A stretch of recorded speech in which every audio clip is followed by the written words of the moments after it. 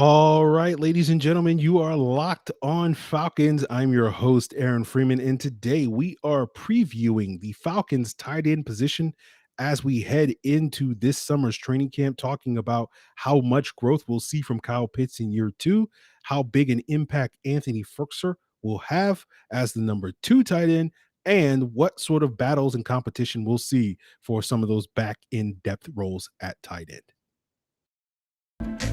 You are Locked On Falcons, your daily Atlanta Falcons podcast. Part of the Locked On Podcast Network, your team every day.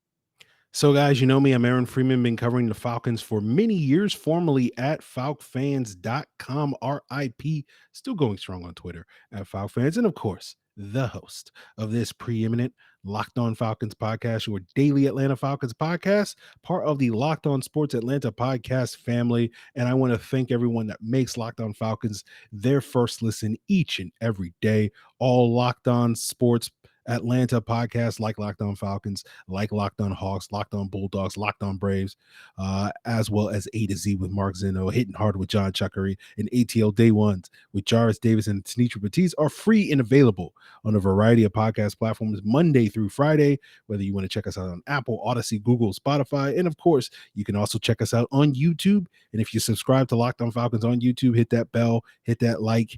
You'll get the video version of the podcast the night before the audio drops. So today we're continuing our training camp previews position by position. We've talked about quarterbacks, running backs, wide receivers. Now we're talking about the tight end position. And with each of these previews, we're sort of asking one big question of the season, one big question of the summer, and whatever else is on the plate for each of these position groups. And the big question of the season is, how good can Kyle Pitts be, right? And I think a lot of this team's success this upcoming season hinges on Kyle Pitts improving and being the dominant unicorn that we know he's capable of. Despite having a very historic rookie season, one of the topics that we've touched upon a number of times over the last 6 months is, why does it still feel like there was some meat left on the bone? And I've addressed that a couple of times over the last several months. Back in January, we talked about Kyle Pitts and the offenses in general's red zone struggles and some of the causes for that. Recently, a listener asked, why did it feel like the Falcons offense under Dirk Cutter in 2020 was better than the Arthur Smith offense in 2021? And I talked about how the 2021 offense didn't have the sort of same explosiveness that the previous year's offense had, and that felt like things were struggling a little bit more. But going back to those red zone concerns, checking out that episode in late January, I basically related the Falcons' red zone struggles to three major issues. Particularly when Kyle Pitts, he was not as good at the catch point as he needed to be to convert some of those red zone opportunities that he had.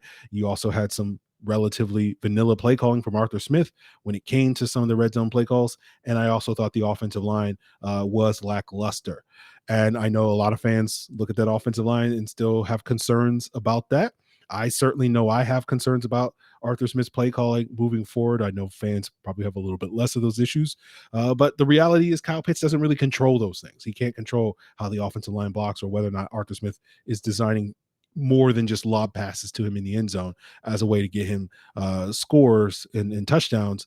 The things that he can control is his ability to win at the catch point. His things that he can control is his ability to make more plays after the catch. And I think that's part of the reason why, despite him having a great rookie season and as good a rookie season as any tight end has had in the last 50 years, there's still a lot of untapped potential. And, one of the big stories of this season is going to be whether or not the Falcons will be able to tap into that potential. One of the other big storylines I'm curious to watch when in regards to Kyle Pitts is, what is his connection like with Marcus Mariota? One of the questions I'm going to have, in a couple of years when we have hindsight to be able to tell us this, it'll be interesting to see if Kyle Pitts, how he develops, if he thrives in Atlanta, particularly if he winds up, having different quarterback throwing him the football, each year for the first 3, maybe even 4 years of his NFL career. We know he's going to have a different quarterback in year 2 for him. How does that affect his performance? And how does he get on the same page and build that rapport with Marcus Mariota, since he won't necessarily have that same level of continuity with Matt Ryan from a year ago?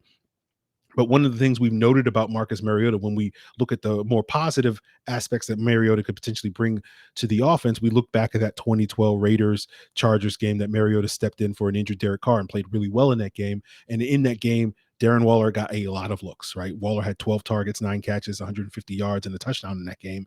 And that game still to this day is like the 5th most targeted Darren Waller has been in a game. So based off of that, we knew Marcus Mariota was willing to feed Darren Waller. We assume he'll have no qualms about feeding Kyle Pitts. And again, that gets into him being better in contested catch situations, because Marcus Mariota is not going to be afraid to throw into some of those tight window passes. And we'll see if Kyle Pitts can secure those balls and potentially build a great relationship, a better relationship with Mariota than he necessarily had with Matt Ryan. And we'll see how that influences this upcoming season. Again, going back to the other question I have about Smith's play calling, that is related to this, because I do wonder a little bit, are we going to see Arthur Smith kind of steer into Marcus Mariota's, alleged tendency and desire to force feed Kyle Pitts, right? Are we going to see more plays designed for Kyle Pitts? And one of the ways that the Raiders feed Darren Waller is they feature a lot of short stuff. When Darren Waller led the NFL in targets among tight ends back in 2020 with 140, 66% of those targets didn't travel more than 10 yards in the air. Right. You look at how Arthur Smith utilized Jonnu Smith in 2019 and 2020. 73% of Jonnu Smith's targets in those 2 seasons were throws under 10 yards. And when you look at that for Kyle Pitts this past year, that was only 47%. So there's room for the Falcons to get Kyle Pitts more of the football. And I think, how Arthur Smith utilized Jonnu Smith once again illustrates, the continued theme I've noticed with Arthur Smith's offense and his play calling, that it's not necessarily about designing plays. It's more about getting the ball in the hands of your playmakers and letting them cook. And Jonnu Smith was able to do that. We know A.J. Brown and Derrick Henry were able to do that. We saw Cordero Patterson. That's part of the reason why Cordero Patterson thrived. And we need to see if Kyle Pitts can add his name to that list of those guys that can cook when they get the ball in the hands. And that goes back to the previous point about missed tackles and the ability after the catch, where Kyle Pitts, according to Pro Football Focus, only forced 5 missed tackles all year, and 2 of those came in week 17 against the Bills. And you compare that to Jonnu Smith in his first year under Arthur Smith, was able to force 14 missed tackles on just 35 catches. So he had almost triple the number of forced missed tackles after the catch on half the workload that Kyle Pitts saw last year. I mean, Calvin Ridley only had 4 last year in 5 games, and in roughly half the catches that Kyle Pitts had a year ago. So we need to see if Kyle Pitts can step up in that regard. And for those of you that, sit here and think, oh, you're being too harsh on Kyle Pitts and all these various things, it's just about setting the expectations, setting the parameters in which we can measure progress for Kyle Pitts, right? He can only control what he can control. He can't control the play calling. He can't control the run game, the offensive line, the quarterback play, the defense, etc. Right? But he can control whether he's better at the catch point. He can control if he's better after the catch. He can control if he's a better blocker. He can control if he's a better route runner. So those are the things that we'll be looking for. We'll have answers to those questions 6 months from now. And it's just, whether or not we like the questions or like the answers that we get on those questions, but we don't necessarily have to wait 6 months to get answers for what will be the biggest question of the summer, which will be focused on sort of the back end competition for various roles like the blocking tight end, as well as what to make of this guy from the CFL and Brayden Lenius and what he's all about. And we'll get into all of that as we continue today's Locked On Falcons training camp preview of the Falcons tight end position. But before we get there, we know that, some sports leagues are winding down. The NBA finals are over. Colorado just took care of business in the Stanley Cup finals. You just had the NBA draft. But just because those things are over doesn't mean that you can't head on over and check out other sports at the number one source for all your betting needs. And that's, of course, betonline.net. Whether you're looking for the latest odds, contests, or player props, you can find it all there. You got Wimbledon still going on. You got Major League Baseball. You got boxing, esports, Vegas casino games. And you can still check out hockey futures, NBA futures, NFL futures. You want to bet on Drake London winning offensive rookie of the year, Arthur Smith being coach of the year, Marcus Mariota being comeback player of the year, bet on who's going to be the rookie of the year in the NBA next year, who's going to win the NBA finals next year. Yeah, Stanley Cups, we're less than 24 hours removed from Colorado taking care of his business against the Lightning, but we already got future bets on who's going to win the Stanley Cup next year. Colorado, 4-1 odds, Lightning right after them. Maybe you want to take a flyer on the Rangers. Maybe you want to sit there and say, hey, it's the time for the Blackhawks to rise again. Let's take the Chicago Blackhawks. You can find it all by heading over to the website at betonline.net and learn more about the trends in action. BetOnline, where the game starts. So the big question of the summer is going to be, who is that blocking tight end? And if you listen to yesterday's episode when we did our John FitzPatrick scouting report breaking down the Falcons 6th round tight end, I touched upon some of this in that episode, talking about the battle to essentially replace Lee Smith as the team's primary inline tight end between John FitzPatrick and Parker Hesse. And as I noted on yesterday's episode, I do think it is Parker Hesse's job to lose. I think he was an underrated blocker for the team last year. You look at some of his Pro Football Focus grades, it reflects that. There were 13 tight ends, according to Pro Football Focus, that had plus 70 grades as both a run blocker and a pass blocker. And no, Lee Smith was not in that group, but Parker Hesse was. Now, the question is going to be, that was with a limited sample size. And we saw similarly Jaden Graham back in 2019 with a limited sample size show out as a blocker, but then the following year could not continue that and kind of fell off a cliff as a blocker. And we wonder sort of whether or not, Parker Hesse's going to pick up where he left off, or if he doesn't, that certainly will open the door for John FitzPatrick to win that competition. And as I noted in yesterday's episode, when we broke down John FitzPatrick, I thought he was a little bit better as an H-back, as a blocker there, than he was as an inline tight end. And him being an inline tight end certainly is going to be important for his success moving forward. And we'll sort of circle back to that a little bit later. But as I've noted several times on other scouting reports over the last, 2 months, the thing we should always bring up is just because a guy didn't do something in college doesn't mean that he won't or can't do something when he gets to the pros. And obviously, I think FitzPatrick has the potential to be an impactful inline tight end. We'll just sort of see if he can deliver on that this summer. And my expectation right now, looking at, roster projections and whatnot, I'm expecting the Falcons to keep 4 tight ends. In right now, if, FitzPatrick is able to, show that his floor is a little higher than what I'm currently projecting it to be, it may be as little as 3 tight ends, with FitzPatrick winning that 3rd tight end spot and being that inline blocker. But in reality, I may, in fact, instead of saying we're going to keep 4 tight ends on the roster, I should say we're going to keep 4.5 tight ends, because that half kind of factors in Feleipe Franks. And, as I noted in the quarterback camp preview, I do wonder how much in-game action we're going to see from Feleipe Franks this summer at the tight end position, or does he spend those snaps playing quarterback or whatever the case may be? That's another question for this summer. And I know a lot of Falcon fans are not looking forward to the answer that we're going to get at that position. But as I said in that quarterback camp preview, I do think getting Feleipe Franks more run at the tight end position makes more sense moving forward. We know that he doesn't necessarily have a future here in Atlanta, or we believe, right? We don't know that. I'm sure Locked On Gators host Brandon Olson just, rolled over in his grave hearing me say that we know that Feleipe Franks doesn't have a future. Sorry, Brandon. But, we kind of know, right? And so, if the Falcons can develop a competent number 2 tight end with Feleipe Franks, it makes sense. His brother, Jordan Franks, is a tight end as well. So it's not like he doesn't have the skill set or the potential or the body or whatever the case may be to be a developmental option. So we'll see if the Falcons can take advantage of that. But I'm sure a lot of you, instead of seeing more Feleipe Franks at the tight end, you're more intrigued by this other sort of talented 6'5", 6'6", athlete in Brayden Lenius that the Falcons picked up from the CFL. Now he's listed at like 6'5", 220 by the official website. That was his sort of official listing, by the CFL. But when he came out of college a couple of years ago, he measured in at like 6'6", 245. So we know he's big. We just don't know exactly how big he is. And, right now I'm not really expecting Lenius to make the roster. I'm expecting him to sort of stick on the practice squad. And I think, certainly for the same reasons that we're talking about with Feleipe Franks, having that sort of developmental pass catcher behind Kyle Pitts is very intriguing for the future, because in a world where we're hoping and expecting to see this offense revolve more and more around Kyle Pitts, you have to ask the question, if that's the case, what happens if and when he gets hurt? right? And that was an issue that the Falcons faced for the better part of the last decade when it came to Julio Jones, when he was the quote unquote sun that all the planets revolved around when it came to the Falcons offense. And we're not expecting Brayden Lenius to be Kyle Pitts 2.0. Maybe he can be a poor man's Kyle Pitts.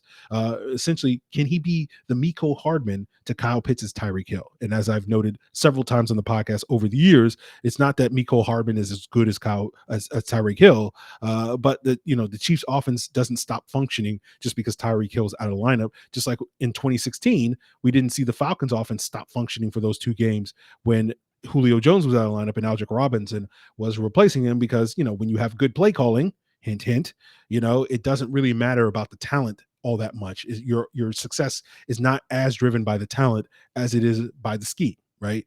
Again, no one's going to sit here and tell you that Miko Hardman and Algic Robinson are as good as Tyreek Hill and Julio Jones, but the offense still functions because it's all about the scheme. And so that gets to the core question marks that you continue to hear me raise about Arthur Smith and his offense, but we won't dive too deeply into that conversation on today's episode. So, with Lenius potentially making the roster, I certainly think he has a chance, particularly if he has a good summer and shows that he does have that receiving potential. Other teams are going to start sniffing around him, and so therefore it's going to not be in the Falcons' interest to put him on the practice squad where they could risk him getting scooped up by another team. And so instead they could stash him on the roster, even if he doesn't necessarily be expected to have a significant role this season. And certainly John FitzPatrick winning that third tight end spot and beating out Parker Hesse will certainly help Lenius in that regard, because then they can still carry forward tight ends, but it could be Lenius as that fourth guy instead of, say, Parker Hesse.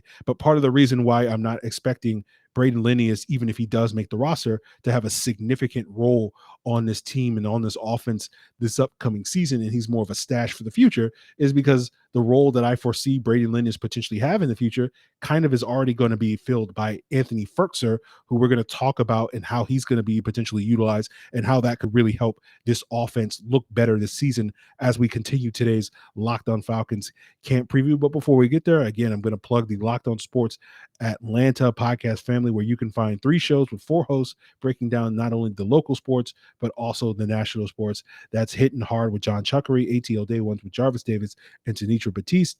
And you can check out A to Z with Mark Zeno, all on the same podcast feed, Locked On Sports Atlanta, on your preferred podcast platform, including on YouTube. And if you check out Locked On Sports Atlanta on YouTube, you'll also be able to check out the Locked On Braves postcast, breaking down every Atlanta Braves win and loss from here until October. So go check them out on your preferred podcast platform and on YouTube.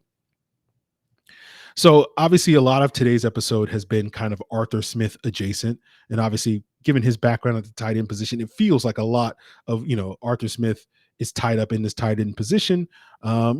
I think a lot of the conversation about any of the Falcons offensive positions should be Arthur Smith adjacent, going back to the point about play calling and system and scheme and all that various stuff.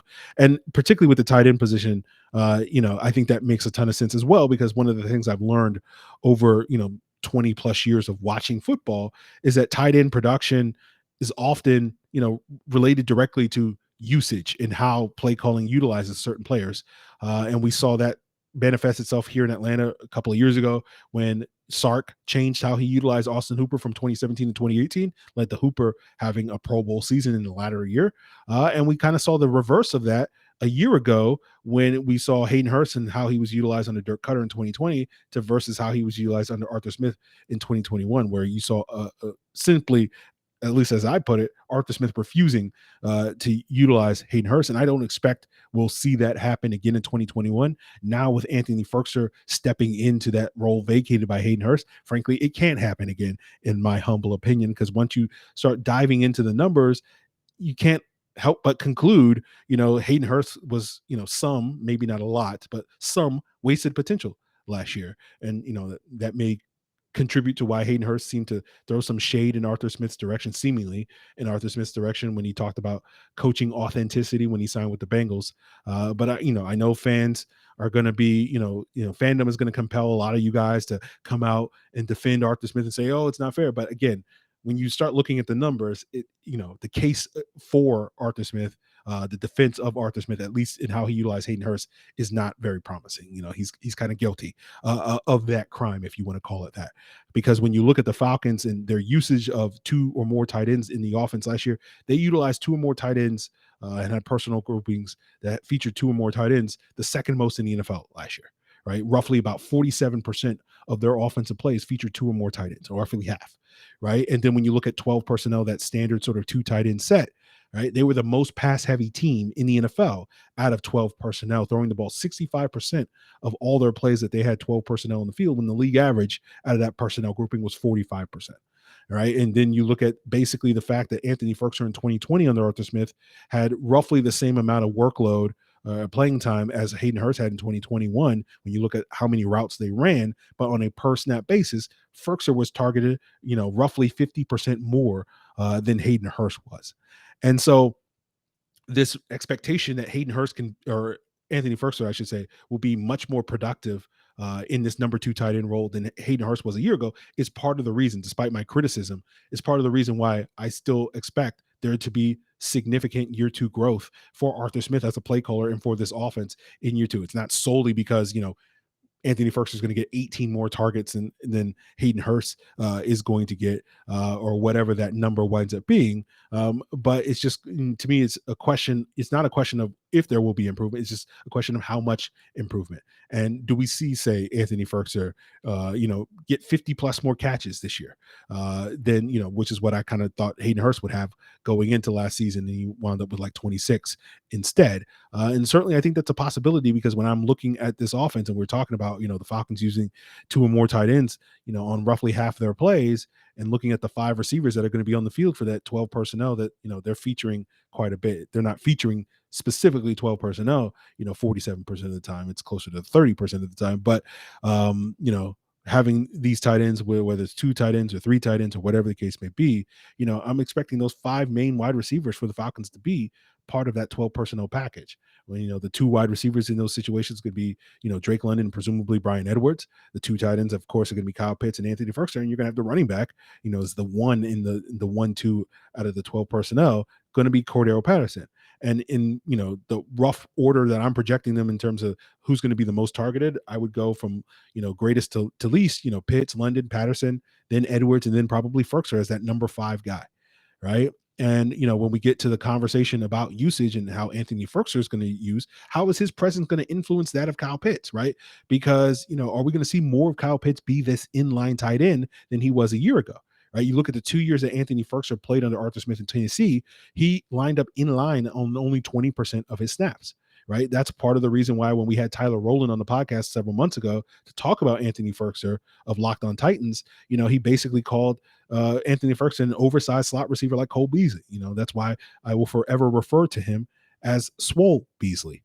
And so if we saw last year Kyle Pitts spend a lot of time in the slot, split out wide. Only 32% of Kyle Pitts snaps a year ago came as an inline player. You compare that to Hayden Hurst, it was like 56%.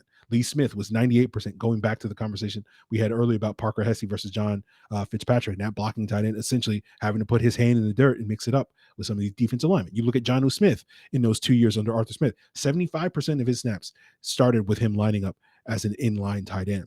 And, some of Firkser's high slot usage, particularly in 2020, was due to the injury to Adam Humphries, that once Humphries went out of the season with an injury midway through the season, it was Firkser that got the bulk of those snaps in the slot instead of, another backup wide receiver like Cameron Batson.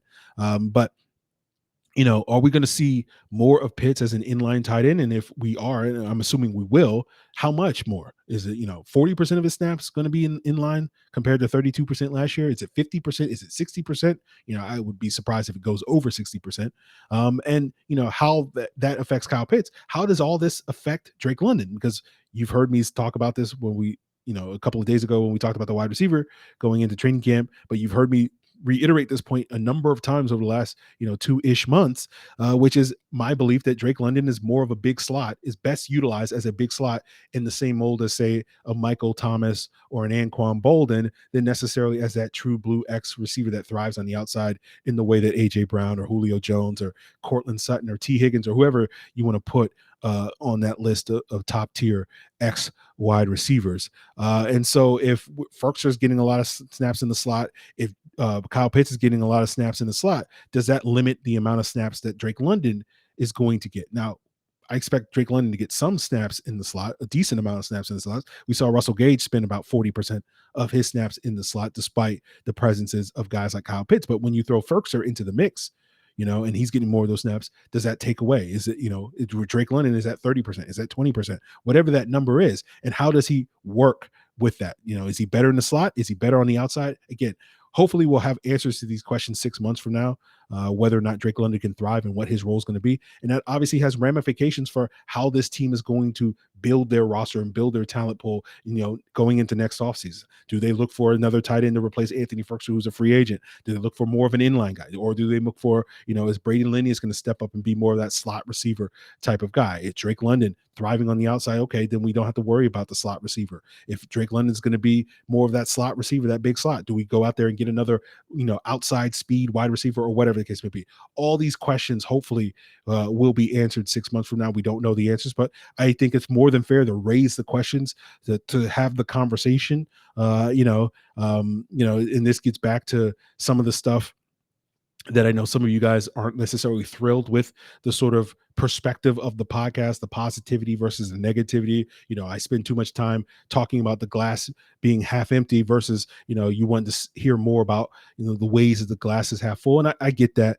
But, the way I kind of see it, and, I don't mean this to be antagonistic towards fans, but like, I'm not in denial about, this team being a real rebuilding team. And I think, I'm not getting a cut of those PSL checks. So whether or not you get hyped or excited to see the Falcons this season is inconsequential to me, right? I'm here, in my opinion, that if you do choose to go to the games or watch the games, here we're talking about the things that you should be paying attention to. And, I know this is going to be somewhat controversial to some of you guys, but like, I sit here and I think we should all have, some skepticism. We should all have some questions about the direction of this football team, because the people that are the decision makers, Terry Fontenot, Arthur Smith, Dean Pease, etc., they've never done this before. They've never successfully rebuilt a team. Terry Fontenot didn't rebuild a team in New Orleans. Arthur Smith's never drafted and developed a franchise quarterback in Tennessee. And Dean Pease has never built up a defense from the bottom up. He didn't inherit bad defenses in New England and Baltimore. He inherited a below average defense in Tennessee and made them better, but like, they've never built up a defense. And again, I'm not saying all that to be critical of these people. I'm just sitting here saying, like, can we have the conversation about what's the right way of building this team? What's the right way of rebuilding this roster? And it's not to sit here and say that some random guy that's hosting a daily podcast has all figured out and that they just follow these 3 easy steps, they'll be successful. But it is one of those things where I do think people should have a healthy degree of skepticism about whether or not the powers that be and the decision makers currently running the Atlanta Falcons, know what they're doing and are doing, and we should have that conversation. But I'm sure many of you think it's an unhealthy degree of skepticism that I have about these decision makers, which is, fair and your prerogative to have. But speaking of skepticism, I still have concerns about the play calling. I have concerns about the long-term situation at quarterback. I have concerns about the running game. I have concerns about the offensive line. I suspect, and we'll see, how this is, 6 months from now when we get to the end of this 2022 season. But, I suspect I'll still have concerns about the quarterback. I'll still have concerns about the running game. I'll still have concerns about the offensive line. And those will be concerns that will carry into next offseason. I'm hoping that I do not have concerns about the play calling anymore. And, I am hoping that, I'm not going to have as many concerns about the receivers, 6 months from now as I've had over the last 6 months, right? That we're not having the conversation again 6 months from now that, Kyle Pitts was good, but like there still feels like a lot of meat left on the bone. And, that's personified in Calvin Ridley, that's personified in Hayden Hurst, as I've illustrated on today's episode, where it just felt like, the Falcons left some plays on the field. They left some meat on that bone. I'm hoping that we're not having that conversation because Arthur Smith, say what you will about his offense. Okay, it wasn't a talent issue. It wasn't, the Falcons didn't have talent. They had first round players, Calvin Ridley, Hayden Hurst. Like, it wasn't talent that was holding those guys back. It was just like, maybe he just didn't know how to use them, and he knows how to use these guys. So we'll see if 6 months from now we can definitively say, okay, he just needed to get his guys and he knows how to use these guys, and the play calling issues that Aaron has been complaining about for the last, 9 or so months are no longer going to be issues that he's going to be complaining about for the next 9 months. And I'll instead find something else to complain about. And, I think the thing that I will probably be focusing on, and some of you guys will be focusing on, is maybe the offensive line, right? That's one area where you might be able to match my level of skepticism about that unit going forward. And we'll talk about that later this week when we continue our training camp previews of the various offensive position groups, talk about some of the camp battles there. But tomorrow's episode, we'll be having a guest, and that will be Yahoo Sports' Matt Harmon. You know him also from Reception Perception. And, we'll be talking about this receiving group as well, probably spending a lot of time talking about Drake London. Does Matt sort of see him in his charting, see him as that X wide receiver or that big slot, or the hope that I think a lot of people have is that we'll see a combination of both? And so we'll get into Matt's thoughts on that. We'll probably talk a little bit more about Kyle Pitts and some of these other offensive skill players, given that Matt does a lot of fantasy work over at Yahoo Sports, and some of the players that he might be a little bit more high on at this point in the summer, heading into this upcoming fantasy season, as well as we on tomorrow's episode. So I look forward to whatever feedback you guys want to provide me on this tight end position, any of the topics I discussed today, Arthur Smith's play calling, Anthony Firkser's usage, Kyle Pitts' usage, how big a jump he'll make, Brayden, Lenius, John Fitzpatrick, Parker Hesse. We didn't talk about Tucker Fisk or John Rainey. We talked a little bit about John Rainey at the running back position and how he might get some work at the fullback position. Tucker Fisk is sort of Parker Hesse 2.0, guy that, is 280-pound defensive lineman, tight end at Stanford, can maybe make the successful conversion and be that sort of beefy inline tight end that's basically an extra tackle like Lee Smith was throughout his career. Maybe he's in the mix there. So this is an interesting group of players that the Falcons have collected at the tight end position. You could sit here and argue any of the 6 or 7 guys or whatever that number is that they have, bringing to camp could make the roster and or the practice squad this year. So it'll be interesting to see what battles unfold this summer. This will be, to me, one of the more competitive positions, particularly on the offensive side of the ball. So we'll see what unfolds. I look forward to hearing your feedback on, what Aaron, come out and tell me, why, I'm being too harsh on Arthur Smith, or tell me what, hey, Aaron, you didn't even give Arthur Smith more of the business moving forward. So whatever you want to provide your feedback, you can hit me up on Twitter at Locked On Falcons or Facebook at Locked On Falcons. Send an email to lockedonfalcons@mail.com, or of course you can leave a comment here on the Locked On Falcons YouTube channel. And I thank you guys for making Locked On Falcons your first listen. And of course, always have recommendations for your second listen, in addition to the Locked On Atlanta Sports Podcast family, whether you're checking out Locked On Sports Atlanta to check out A to Z or Hitting Hard or ATL Day Ones. You can also check out Locked On Braves, Locked On Bulldogs, Locked On Hawks, or you could check out Locked On NFL. If you haven't gotten enough of your football fix, check out what the other 32 teams are up to this time of year. So check out Locked On NFL or any of your preferred Locked On shows on your preferred podcast platform, including on YouTube. Appreciate it, guys. Till then.